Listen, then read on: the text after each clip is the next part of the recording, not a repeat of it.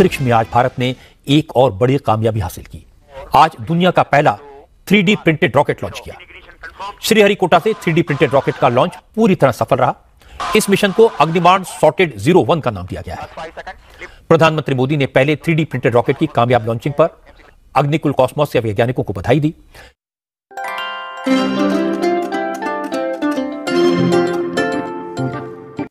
और वो कामयाबी ये है कि भारत की तरफ से दुनिया का पहला 3D रॉकेट सक्सेसफुली लॉन्च किया गया है। प्रीमियर डिफेंस रिसर्च ऑर्गेनाइजेशन है, उसने एक मिसाइल डिजाइन करी और कल उसका सफल प्रशिक्षण हुआ। जब तक राजनाथ सिंह साहब सिस्टम के अंदर मौजूद हैं, वो कोई ना कोई इस तरह की जो फुलझड़ियां जो हैं वो चलाते रहते हैं।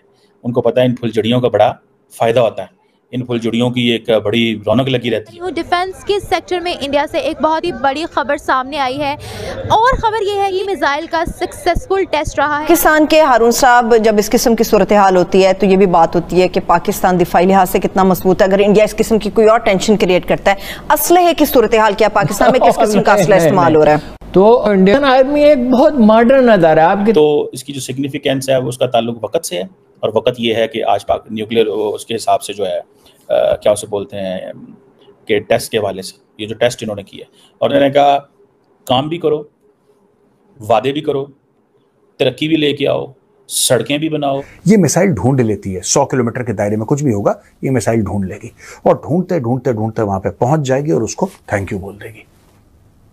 आप समझ रहे हैं? Which means that this is an intelligent missile. ये जो उन्होंने टेस्ट किया है मिसाइल का, इससे सॉर्ट ऑफ अ सिग्नलिंग कि हम दोबारा टेस्ट कर सकते हैं, हम दोबारा 11 मई कर सकते हैं, हम दोबारा 13 मई कर सकते हैं। सो हम दोबारा, आप इस चीज़ को ना भूलिएगा कि टेस्ट दोबारा नहीं हो सकते। जय हिंद दोस्तों, भारत के वैज्ञानिकों ने एक और कमाल कर दिया। अभी DRDO ने रुद्रम मिसाइल बनाई, उसकी तो चर्चा हो ही रही है। एक और कामयाबी भारतीय वैज्ञानिकों के नाम। दोस्तों, हमने एशिया की पहली 3D प्रिंटेड रॉकेट को लॉन्च किया। ठीक है, एशिया की मैं इसलिए कह रहा हूँ क्योंकि 2023 में USA ने भी लॉन्च किया था, लेकिन सफलतापूर्वक उनका स्पेस में रॉकेट पहुंच नहीं पाया था। अगर भारत का जो 3D प्रिंटेड रॉकेट है वो पहुंच जाता है तो भारत इकलौता देश होगा दुनिया में ऐसा करने वाला। अभी कुछ दिनों में पहुंचेगा, जब पहुंचेगा तो हम आपको अपडेट देंगे।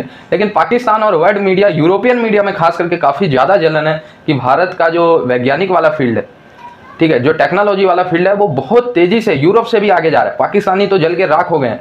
क्यों, आप देखो ना, DRDO कोई ऐसा महीना नहीं जाता जिस दिन मेड इन इंडिया कोई मिसाइल टेस्ट ना करता हो। ठीक है, और भारत के जो इसरो के साइंटिस्ट है वो भी एक से एक परीक्षण करते रहते हैं। ठीक है, इट मीन्स कि हमारे अंदर कैपेबिलिटी है भाई। जब हम USA के लिए जाके वर्क कर सकते हैं, यूरोप के लिए जाके वर्क कर सकते हैं। आप लोगों को शायद फैक्ट भी पता हो कि नासा में 30% से ज़्यादा वैज्ञानिक भारत के हैं। तो जब हम उनके लिए जाके कंट्रीब्यूट कर सकते हैं तो क्या अपने लिए नहीं कर सकते? बस हमें अपने देश में अपॉर्चुनिटी देने का एक मौका चाहिए। बस अपॉर्चुनिटी दे रहे हैं और देखिए फिर क्या रिकॉर्ड पे रिकॉर्ड बना रहे हो। और पाकिस्तान और भारत के जो जलने वाले देश हैं वो जल रहे हैं देख के। आज हम भारत के स्पेस मिशन पर एक और बहुत बड़ी कामयाबी की बात करेंगे, और ये उनकी गवर्नमेंट की या सरकारी स्टेट लेवल पर स्पेस कंपनी इसरो नहीं, बल्कि एक प्राइवेट स्टार्टअप, इसका नाम है अग्निबाण। अब अग्निबाण ये जर्नी जो है ये प्राइवेट स्टार्टअप जर्नी है। इसको ये कहा जा रहा है कि स्टेट लेवल पर तो भारत में साइंस और टेक्नोलॉजी को तरक्की दी ही गई, वहां पर तो जो स्टेट लेवल पे हमें मिशंस नजर आए वो बहुत बड़े मिशंस है दुनिया के, जो कि अब उनकी इसरो के साथ नासा भी कोलैबोरेशन कर रहा है। मुख्तलिफ जो उनके हैं आगे जो एस्ट्रोनॉट ने भी जाना है, और इसके अलावा भी उनके जो गगनयान है वो मिशन जो है वो भी शामिल है। लेकिन ये जो है इसके ऊपर उनके union minister for science and technology doctor Jitendra, उन्होंने ये कहा कि ये इंडिया के लिए एक माइलस्टोन है in India space startup journey which took off in a big way only few years ago. लेकिन अब हमने जो है ये ओपन कर दिया है, this is opening India space sector for private participation after revolutionary decision to this effect. यानी ये कि पहले ये सोचा गया कि जनाब ये क्या करना चाहिए या नहीं करना चाहिए, लेकिन उसके बाद ये श्रीहरिकोटा से किया गया है वहां पे। अब इसमें इसरो की मदद भी शामिल है, मतलब ये इसरो के उस पे नहीं है प्लेटफॉर्म पर, लेकिन इसमें मैंने देखा सारा, जब रिसर्च की तो पता ही चला कि इसरो की मदद है शामिल। लेकिन ये एक बहुत बड़ी कामयाबी है कि दुनिया का पहला 3D रॉकेट जो है वो लॉन्च किया जाए इंडिया से सक्सेसफुली। तो जैसा कि वो दुनिया की हर एक ऐसी बड़ी चीज को लॉन्च करते हुए नजर आए, और इसमें ये पहले 3 टाइम्स अटेम्प्ट फेल हुई थी इनकी। ऐसा नहीं है, देखिए कहते हैं ना, वो गिरते हैं शहसवार ही मैदान जंग में, वो तिफल ही क्या जो घुटनों के बल चले। तो जब आप किसी की मदद लेकर कोई सैटेलाइट लॉन्च करेंगे, वो घुटनों के बल चलना होगा, क्योंकि उसमें आपकी मदद दूसरे की शामिल होगी, आपकी अपनी मेहनत या कोशिश जिस तरीके से। क्योंकि जो हम अग्निबाण और जिसकी हम बात कर रहे हैं, 3D रॉकेट जो लॉन्च किया गया इंडिया की तरफ से, वो इंडिजिनस है, वो इंडिया में ही बनाया गया है। ना सिर्फ ये कि उन्होंने बनाया है इसको, इसके तमाम एक एक पुर्जा, एक एक चीज, एवरीथिंग, ना सिर्फ ये कि उसको बनाया, बल्कि उसके बाद उसको एक प्राइवेट सेक्टर के जरिए स्पेस मिशंस को और स्पेस साइंस एंड टेक्नोलॉजी को फरोग देने के लिए, उसको प्रमोट करने के लिए जो है अब ये लॉन्च किया गया।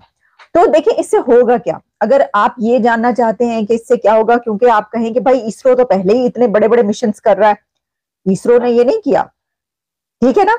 ये अग्निकुल है जिसका नाम है, जो मैं आपको बता रही हूँ, उसका उनकी तरफ से किया गया। लेकिन इससे सबसे बड़ा फर्क ये पड़ेगा कि वहां के नौजवान, वहां के लोग, उनको ये पता चलेगा कि अब वो अपने तय कंपनीज या लोग जो हैं वो ऐसी मिशंस कर सकते हैं, वो बना सकते हैं, वो खुद भी जो है इसमें हिस्सा ले सकते हैं।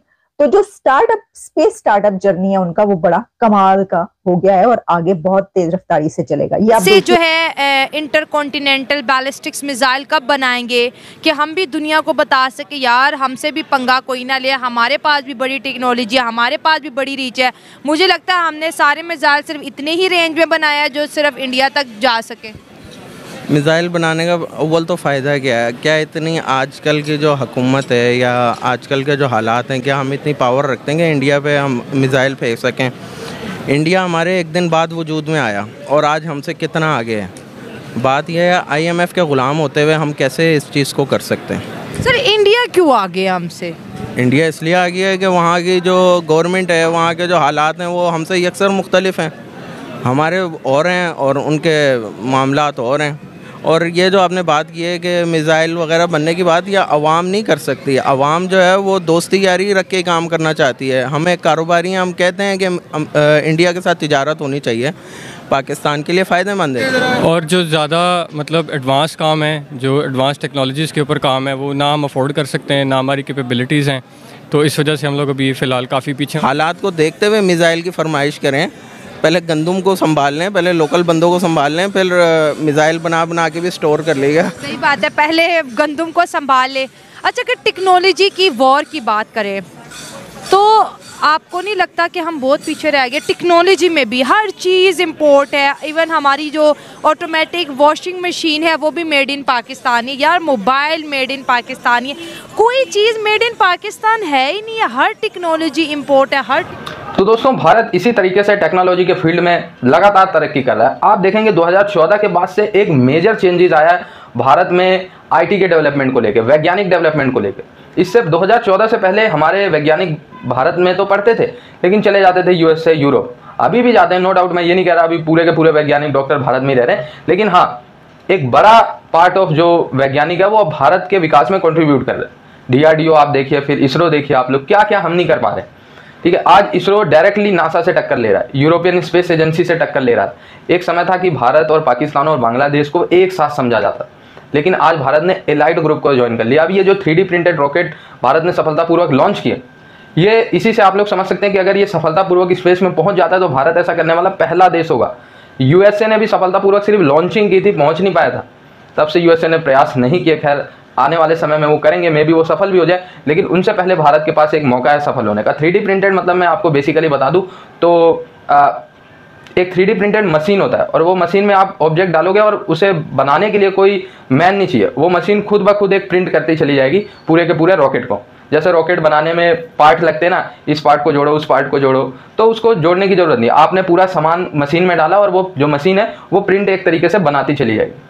आई होप आप लोग समझ रहे होंगे। फॉर एग्जाम्पल कि कार बनाना है, ठीक है, कार बनाने के लिए, पुर्जे जोड़ने के लिए तमाम तरीके के लोग होते हैं। कोई उसमें उसके क्या नाम है चक्के फिट कर रहा है, जो उसके टायर्स फिट कर रहा है, कोई उसके गेट फिट कर रहा है। लेकिन 3D प्रिंटेड मशीन ये होती है कि उसमें आपने सारे इक्विपमेंट डाल दिए, टायर डाल दिया, गेट डाल दिया और बैटरी डाल दी, वो मशीन जो है सबको अपने आप बना देगी। तो इसी तरीके से ये 3D प्रिंटेड रॉकेट है। ठीक है, आई होप आपको समझ आया। जुड़े रहे ऐसी वीडियोज़ के लिए, तब तक के लिए धन्यवाद, जय हिंद।